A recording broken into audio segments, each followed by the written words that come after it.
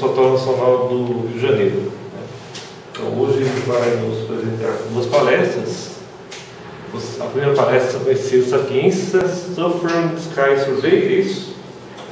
E, em seguida, ele vai falar de um trabalho do Nacional com o Rio de Janeiro. Você vai abrir para perguntas no final da primeira palestra? Sim.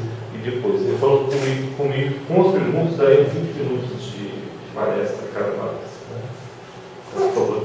Muito obrigado pelo convite. Sou muito feliz de ficar aqui na Universidade de Ponta Grossa. Estou fazendo também um vídeo que vou botar no YouTube, assim, se você tem dúvidas e não entendeu bem uma palavra, vai também não entender bem a palavra no YouTube.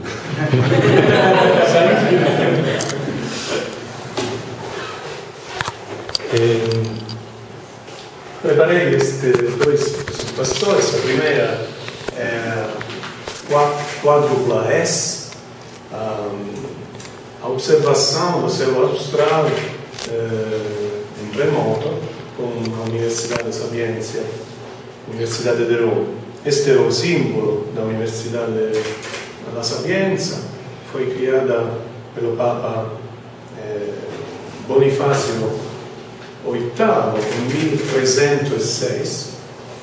O querubim é o anjo que conhece a Deus. Então, pelo conhecimento é muito importante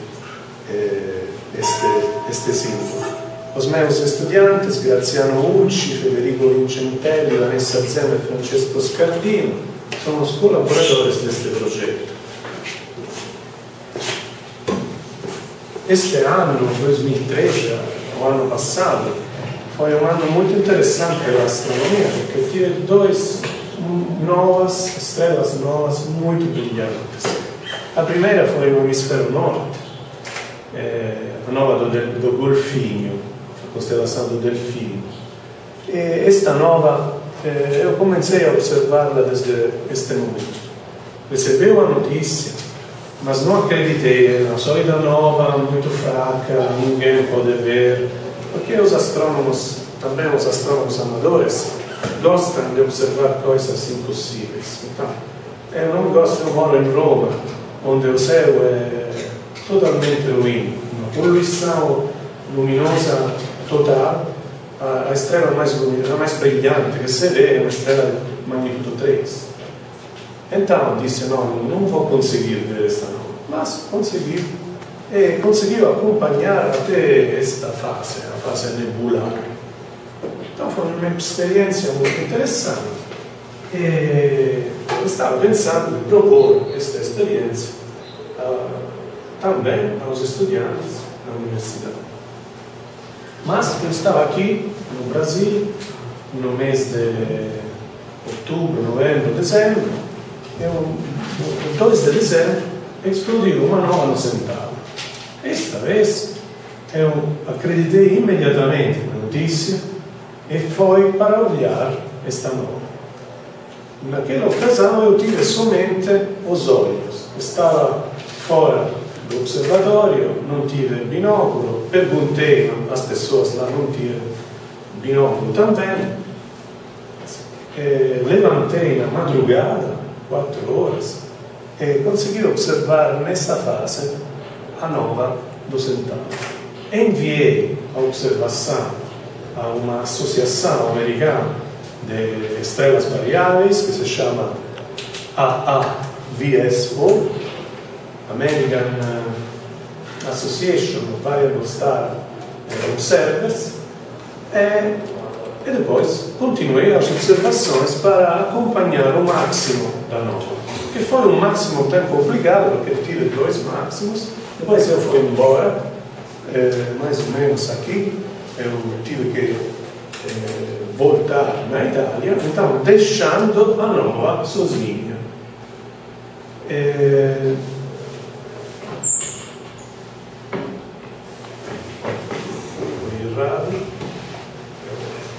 Deixei a nova sozinha, mas continuei a pesquisar sobre esta estrela, quando estava escrevendo um artigo, vou ver as referências e vejo que tem um autor que eu conheço, que aqui você pode ser não vê muito bem, que está escrito aqui, que nem eu vejo, mas é a circular da IAU, International Astronomy Union, Circular, número 9265, che dice che no Centauro tem uma nova estrela variável, se chama V variável 1369.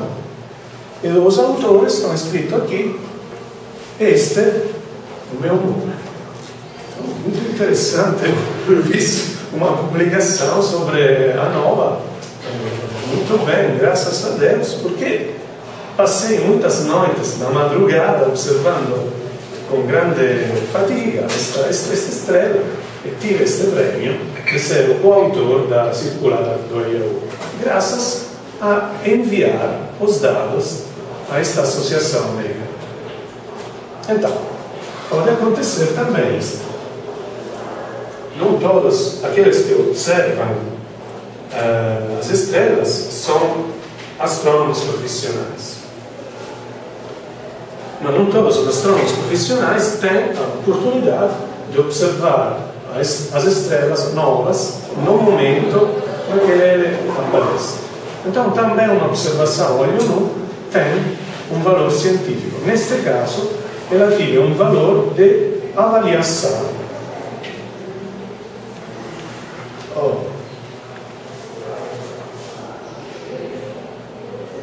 Se vê bastante.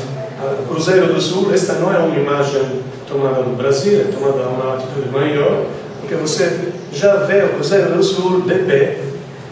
E quando é de pé aqui, tem bem bastante céu embaixo. Esta é uma altitude 10 norte. E os apontadores do Sul se chamam Alfa e Beta Centauri, e a nova fica aqui. Ainda ontem, com o binóculo, eu consegui observar esta nova magnitude 6.9. Então, é bastante fácil a encontrar, mas, ripeto, tive o problema que a madrugada, 4 horas da manhã, 3 horas e meia, então, à noite se perdia, não se conseguia descansar. Como os estudantes da Universidade de Roma, começamos a estudar esta nova de longe. E de onde? A coisa mais simples, como a nova é bem brilhante, está a 4, 5, 4, 5, começamos a estudar com uma All Sky Camera, que é uma webcam como aquela que você está utilizando para observar os meteoritos. A All Sky Camera que está disponível por esta coisa a primeira que encontrei foi a All Sky Camera do Observatório de Perth, na Austrália Ocidental. Depois tem também a All Sky Camera do Observatório do Pico dos Dias, que está aqui, em Minas Gerais. E como esta nova é tão brilhante, ela ficava lá na posição que eu vos mostrei na foto artística que estava antes. Estas fotos são JPEG, nem FIT, mas tem informações para acompanhar a curva de luminosidade na banda R do vermelho, porque as webcams são mais sensíveis nesta banda, não são sensíveis como o olho visível ou outras bandas de luminosidade. Ou aqui tem estudantes de física, por exemplo, não conhecem todos os detalhes da astronomia, mas tem a banda ultravioleta, a banda blu, azul, a banda visível, que é mais ou menos o comprimento de onda de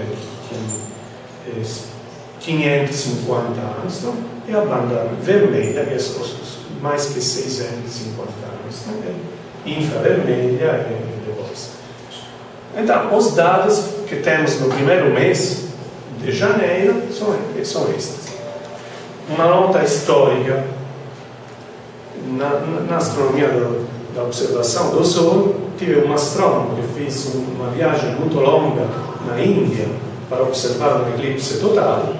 Este astrônomo se chamava Janssen. Chegou na Índia, fez uma viagem longa, com fastidio, complicada. No dia da observação foi nublado, não observou nada. O dia depois, ele inventou a espectroscopia numa banda muito pequena para observar as flores do Sol, as chamas no redor do disco solar, que hoje nós também utilizamos com o telescópio coronado, que está aqui no observatório. Você pode observar muito bem todas as protuberâncias do Sol, que somente nas eclipses, naquele ano, nos 1862. Então, quando algo falta, nós procuramos de obter aquilo que falta. Em Roma nos falta o Cruzeiro do Sul, nos falta Alfa Centauri, a Nova. Então procurei e encontrei, não inventei nada, encontrei na internet estas webcam. Então com esse projeto estamos acompanhando a Nova com a webcam. Mas o que acontece? Se nós olhamos as estrelas de referimento, de referência que se encontram ao redor desta nova, nós encontramos outras estrelas que são variáveis. Uma destas é a R do Centauro. Observei esta noite, a R do Centauro fica, então na banda visível, fica 7,2. Na banda vermelha fica 4. É bem brilhante. Então, nós temos as imagens do céu austral e vemos uma estrela muito brilhante que não se vê ao olho nu. O que é isso? Tem lugar aqui. O que é isso? É uma estrela muito brilhante no vermelho. Então, esta é também variável. Este é um histórico desta estrela. Cada oscilação são 500 dias, 540. Então, você vê que no histórico das observações da Associação Americana tem muito poucas observações na banda vermelha. Nós vamos acompanhar R do Centauro sentados desde Roma. Nós temos a possibilidade de observar na tarde, porque na Austrália a noite acontece quando em Roma é à tarde, então bem confortável. Podemos acompanhar esta estrela. E quantas outras coisas se podem fazer com uma webcam de longe? A R do Centauro fica lá. Bom, a qualidade da projeção não é muito pior que as observações a olho nu, mas está lá, está muito perto da nova. Esta nova, esta R do Centauro. Então, o campo visível do binóculo é assim. Mas você precisa de olhar as estrelas perto para fazer uma fotometria diferenciada, que é a menos influenciada pelos hertz. Por quê? Porque se você tem estrelas espalhadas no céu, você faz uma comparação de uma estrela aqui e uma estrela aqui, acontece que a estrela que se encontra perto do horizonte é mais enfraquecida pela atmosfera, porque tem mais atmosfera verso o horizonte. O Sol, quando se põe, fica vermelho, fica mais escuro. Também as estrelas fazem assim. Então não podemos fazer uma comparação muito precisa se as estrelas ficam distantes. Fotometria diferencial significa pegar um campo de visão muito pequeno e fazer a comparação entre as estrelas que ficam perto. O erro pode ficar muito, muito baixo. A olho nu é 0,1 magnitude. E com a análise das imagens, fica 1/100 de magnitude. Então, uma medida bem precisa.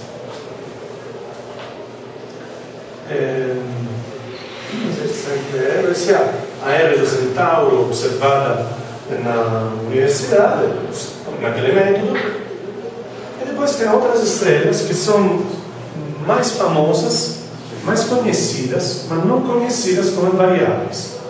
A estrela mais brilhante do Escorpião, que se chama Antares, uma estrela vermelha muito bonita, que aqui fica perto do zenite, da constelação mais bonita do céu, eu acho que é muito bonita a constelação do Escorpião. É bom, esta estrela é variável, é uma supergigante, então a variação é devida a manchas que se encontram na estrela, a dimensão da estrela como a órbita do planeta Saturno, 1 bilhão de quilômetros, mas foi descoberta como variável somente nos últimos 10 anos, porque antes ninguém prestava atenção a este fenômeno. Então você pode acompanhar a estrela Antares, e este é mais complicado, porque mesmo na webcam a estrela Antares satura as imagens. Então as informações são, como dizer, saturação de um pixel. O pixel, que pode dizer ao máximo 255, desde 0 a 255, ele fica todos 255, porque seria 1000, 2000, mas ele pode somente de 255. Então, o que acontece? Que quando tem saturação, tem um vazamento nos pixels ao redor. Então, você pode tentar estimar a magnitude da dimensão da imagem. Porque este vazamento faz como nas antigas fotos, que as estrelas mais brilhantes ficavam mais grandes e também encheram as figuras de difração. Então, o Alpha Scorpio é muito interessante, mas também interessante é a delta do Escorpião. O Escorpião é feito assim, aqui está Antares, tem 3 estrelas, depois a cauda do Escorpião. Esta é a delta do Escorpião. A delta do Escorpião foi muito interessante, porque foi descoberta no ano 2000 e se descobriu também que era um sistema duplo com uma órbita muito excêntrica. Então, quando tive o periastro, as atmosferas das estrelas se encontravam. Esta era uma das razões da variação desta estrela. Estas são as medidas daqueles que descobriram esta variação. Você vê uma flutuação quase de uma magnitude. E eles publicaram sobre Sky and Telescope que a imagem do Escorpião mudou. Mas ela foi sempre assim. Os rompedores da Galileu? Também.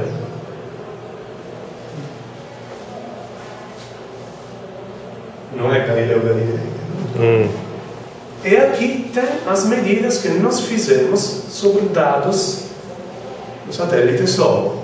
Porque também Antares se vê do satélite que observa o Sol. E aqui é o resultado. Antes da descoberta, nós temos dados do satélite que mostram que a estrela ficava bem mais fraca, depois aumentou, tem uma superposição dos dados, e depois continua. Então, nessa forma, nós aprendemos a tratar os dados do satélite, tratamos o webcam, tratamos os dados do satélite. É um projeto didático, mas tem também recursos, influências, digamos, na pesquisa. E não podemos deixar sozinha a Eta Carinae, que alguém diz que vai ser a próxima supernova galáctica.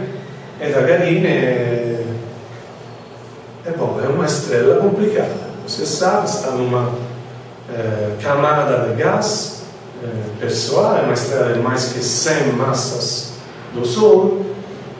Esta é a evolução dos últimos 10 anos. Está lentamente crescendo.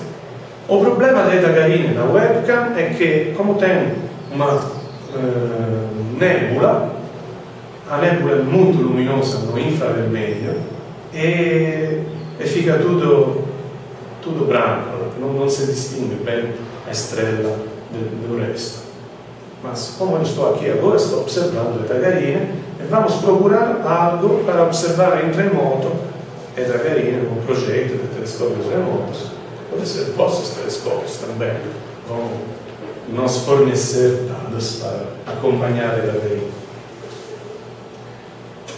E foi interessante nestes dias, porque esta é a carta do AFSO, a Associação Americana de Observadores de Estrelas Variáveis, fornece cartas para fazer a comparação com as estrelas. O método destas observações é que nós precisamos comparar somente estrelas que não são variáveis. São muito poucas. A maioria das estrelas são variáveis no campo de visão aqui. Por exemplo, aqui está Eta Carinae. Todas as estrelas de referência são mais fracas. Como faço eu a conhecer a luminosidade de Eta Carinae? Tive uma estrela aqui muito bem luminosa, como a Eta Carinae. Vou ver, é uma variável. Vamos ver quanto é a variação. 6 centésimos de magnitude. Tá bom? Como a observação a olho nu nos dá um máximo de erro, um erro que na melhor das situações é um décimo de magnitude, para mim está bom.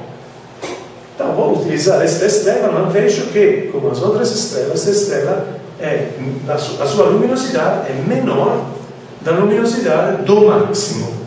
Não, é maior da luminosidade do máximo cadastrado nos catálogos. O que significa? Significa que os catálogos das estrelas variáveis precisam continuamente ser atualizados, controlados, porque estes catálogos são feitos sobre um período de tempo que é nada em comparação com a história da estrela. O tempo de Kelvin Helmholtz, nós podemos dizer em termos de evolução estelar. Então, o que significa? Que o satélite Hipparcos, que observou para 10, 15 anos o céu e fez o catálogo, conhece essa estrela, as variações da sua luminosidade, no prazo de 15 anos. Mas já eu, que estou observando esta estrela, sou o primeiro da Associação Americana que faz 3 observações sobre esta estrela, dizendo: cuidado, esta estrela é mais brilhante que o máximo catalogado. São certo que é isso. É mais brilhante que 2 décimos de magnitude. Então, tem descobertas pequenas, mas interessantes, porque tem um monte de trabalho a fazer que os astrônomos profissionais não podem fazer sobre todas as estrelas. Então, os astrônomos que ficarão profissionais em poucos anos podem trabalhar e descobrir seu trabalho. A última estrela que vou falar é Betelgeuse, alfa da constelação de Orion. E, bom, esta estrela tem variações muito grandes, de uma magnitude também. Ela é a alfa, a mais brilhante do Orion, mas neste momento a mais brilhante é a beta. Mas foi também muito mais brilhante que a beta. Então é interessante acompanhar esta supergigante, vendo o que acontece do ponto de vista somente fotométrico. Depois, os profissionais, os estudantes podem fazer os modelos. Não tem modelos por estas variações de luminosidade, senão manchas. Então são modelos verdadeiramente simples, que podem ser melhorados na medida que nós temos dados precisos. Vemos se terminado. Se terminou. O projeto vai até junho de 2014, mas nós vamos continuar, porque eu acho que os estudantes têm muito interesse neste projeto. Espero que tenham também a possibilidade de colaborar com vocês que ficam no céu astral. Podem nos enviar dados e discutir, analisar juntos. O primeiro talk acaba aqui, disponível para perguntas. Uma estrela vai ser aproximada por um corpo negro a uma dada temperatura. Então, quando você pega uma banda, por exemplo, no vermelho, e ela aumenta, significa que qualquer outra cor ela está aumentando. Mas na nova, eu posso assumir que é uma radiação de corpo negro, quer dizer, quando você fixa no vermelho, vê que aumenta o vermelho, necessariamente está aumentando, não pode ter uma distribuição espectral variável e aumentou o vermelho, mas não necessariamente toda. Pelo corpo negro acontece isso, quer dizer, quando aumentou o vermelho, tem que aumentar toda a distribuição. Mas se a nova não for o corpo negro, não pode aumentar o vermelho e de forma que a integral da distribuição toda esteja diminuindo. Bom, sobre a nova é mais complicada que uma estrela normal, porque a nova é uma explosão na superfície da estrela, vou simplificar, porque nem eu conheço todos os detalhes. Esta explosão chega a um ponto que a densidade abaixa até não ter uma profundidade óptica tal de ficar uma pseudofotosfera. E a fase nebular da nova é quando a rarefação é tal que você vai vendo a interação desta nuvem com o material que está lá em torno. Então, o espectro da nova é cheio de linhas, tudo exceto um corpo negro. As estrelas variáveis, eles são corpos negros, mas também varia seu temperatura, como dizer, espectral. São muito interessantes a estudar. Mas a simplificação do corpo negro é a primeira aproximação. A nova dá para fazer, é a primeira aproximação. Quer dizer, na nova, o corpo negro também é a primeira aproximação. E tem uma outra coisa nisto. A presença de nuvens interestelares entre nós e as estrelas, que selectivamente escurecem a luz. Então, um corpo negro não vamos observar nunca, porque tem poeira que faz isso. Esta poeira é mais transparente no vermelho, então temos um excesso no vermelho, esta é a normalidade. O índice B V, azul menos visível, é um índice também da presença de pó interestelar. Então, são objetos muito interessantes. E também compreender o que é uma explosão desta proporção que acontece talvez nas estrelas, que são sistemas duplos. Tem alguém que envia material sobre aquela que vai ficar nova, quando a densidade crítica tem a explosão de uma camada, uma pequena camada da estrela. Posso também ajudar? Completar. Tá. O corpo negro é assumido quando você tem uma atmosfera em equilíbrio termodinâmico local. Tá. Isso... Porque não é o caso da nova. Não, porque está em explosão. Então, mas então é exatamente isso que eu falei. Então, é uma posição bem mais complicada. Ali tem alguns modelos que o pessoal usa de não equilíbrio, mas é muito complicado. Outras perguntas? Bom, vamos deixar pela próxima.